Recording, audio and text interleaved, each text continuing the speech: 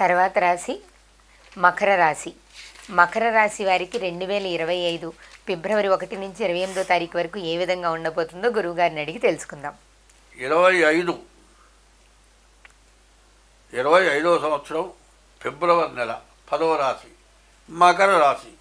ఈ మకర రాశికి అమ్మవారు అధిపతి. ఈ రాశికి శుక్రుడు, రాహువు, బుధుడు, గురువు, కుజుడు, ఈ గ్రహాలు 5 గ్రహాలు బాగున్నాయి. దాదాపు చెప్పాలంటే ఈ రాశికి చాలా వరకు బాగున్నట్లే. మకర రాశి, ఈ మకర రాశికి అమ్మవారు అధిపతి. తర్వాత శని కూడా ఈ లగ్నాధిపతి. ఎవరైనా సరే ఈ మకర రాశికి బాధలు ఎక్కువగా ఉంటే పార్వతి అమ్మవారు పూజ చేయాలి. ఈ పార్వతి అమ్మవారు పూజ చేస్తే మాత్రం పూర్తిగా బాధలు తొలగిపోతాయి. వీళ్ళకి ఏలినాడు శని రేపు మార్చి 30వ తారీఖుతో ఏలినాడు శని అయిపోతుంది. ఆ రోజునే మార్చి 30వ తారీఖు రోజునే 6 గ్రహాలు మీనరాశిలో చేరుతున్నాయి. ఆ రోజు మాత్రం చాలా కష్టదశ. ఎవరైనా సరే ఆ రోజున ఒకటే చెబుతున్నా, మీ జాతకాలు చూపించుకోవడమే కాదు, ఎవరి ఇళ్ళ దగ్గర ఏ దేవాలయం ఉంటే ఆ దేవాలయానికి వెళ్ళి ఆ దేవుడికి నమస్కారం చేసి కనీసం దేవుడికి దండం పెట్టి అక్కడ ఏదైనా ప్రత్యేకమైన కార్యక్రమాలు జరుగుతూ ఉంటే తలా కాస్త చందా వేస్తే దాంట్లో మీ చేతనైన చందా ఇచ్చినా సరే అటువంటి పూజల్లో పాల్గొనటం చాలా అవసరం. ఈ రాశికి చెప్పాలంటే చాలా మంచి రోజులు దగ్గరికి వచ్చినాయి. ఎందుకంటే గురువు లగ్నానికి పంచమంలో ఉన్నాడు. అంతకంటే ఉత్తమమైనది ఇంకోటి లేదు. 6ఇంట కుజుడున్నాడు, ద్వితీయంలో బుధుడున్నాడు.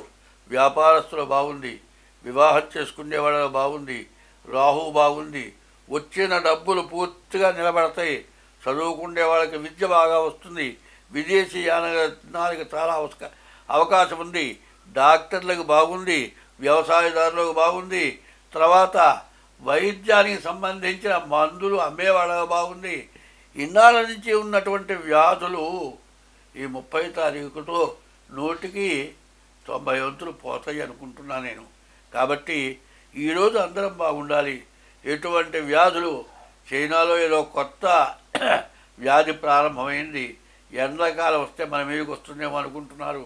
కాబట్టి ఇటువంటి రాకుండా పోవాలంటే రేపు 30వ తారీఖు శని మీనానికి మారే రోజున అందరూ ఎవరి ఇళ్ళ దగ్గర వాళ్ళ దేవాలయాల్లో పూజలు చేయటం, ఎవరింటో వాళ్ళు దీపారాధన చేయటం, దైవాన్ని పూజించడం, ఎవరి ఇష్ట దైవాన్ని వాళ్ళు పూజించడం. ఇష్టదైవం కంటే తల్లి, తండ్రి, గురువు, దైవం అన్నారు. ముందు తల్లిదండ్రులను పూజించడం, తల్లిదండ్రుల్ని వృద్ధాశ్రమంలో లేకుండా చేసి తన దగ్గర తీసుకొచ్చి పెట్టుకోవటం. అట్లా విదేశాల్లో ఉన్న వాళ్ళైతే కనీసం ఫోన్ ద్వారానైనా వాళ్ళకి పలకరించి వాళ్ళకి తగిన ఆహారాన్ని ఇవ్వటం, భార్యకి సంతోషం కలిగేటట్లుగా ఆమెకి ఏదైనా కావాల్సింది తెచ్చిపెట్టడం ఎవరైతే చేస్తారో వాళ్ళందరికీ కూడా ఈ ధనుర్రాశి ఈ శని మారిన తర్వాత అష్టైశ్వర్యాలు కలిగి సుఖ సంతోషాలతో బాగా ఆనందంగా ఉంటారు అని చెబుతూ ఉన్నా. కానీ మార్చి 30ని ప్రతివాడు కూడా బాగా గుర్తుపెట్టుకోండి. ఈసారి ఈ షష్టగ్రహ కూటమి విషయం మళ్ళీ ఇంకొకసారి చెబుతాను. దాన్ని ఏ రాశి వాళ్ళకి ఎట్లా ఉంది, ఏ రాశి వాళ్ళకి బాగుండలేదు, ఇవన్నీ కూడా చెప్పుకున్నాం. తర్వాత 14వ తారీఖు, ఈ నెల 14వ తారీఖు ప్రేమికుల యొక్క దినము రోజవుతుంది. ఆ రోజున అందరూ కూడా ముందు దైవాన్ని పూజించడం, ఎవరికైనా చేతనైన దాన ధర్మాలు చేయటం, ఎవరైనా బీదవాళ్ళు ఉంటే వాళ్ళ పెళ్ళి కాకపోతే ఆడపిల్ల అన్యాయం కాకుండా ఉండేటట్లయితే అటువంటి పిల్లకి మీరు పెళ్లి చేసుకొని మీరు బాగున్నారు, ఇంకొక పిల్ల కూడా సుఖంగా ఇబ్బంది లేకుండా ఆ పిల్ల పెళ్లి చేయడానికి తగినటువంటి అందరూ సహాయం చేసి ఒక బీద పిల్ల పెళ్లి చేయండి. ప్రేమికులు అందరూ కలిసి ఒక బీద పిల్ల, తల్లిదండ్రులు పెళ్లి చేయలేని స్థితిలో ఉంటే అనాథగా ఉన్న ఆడపిల్లకైనా సరే, తర్వాత అనాథ శరణాలయంలో ఉన్న పిల్లలైనా సరే ఒక పిల్లకి తగిన జీవితాన్ని ఇవ్వండి.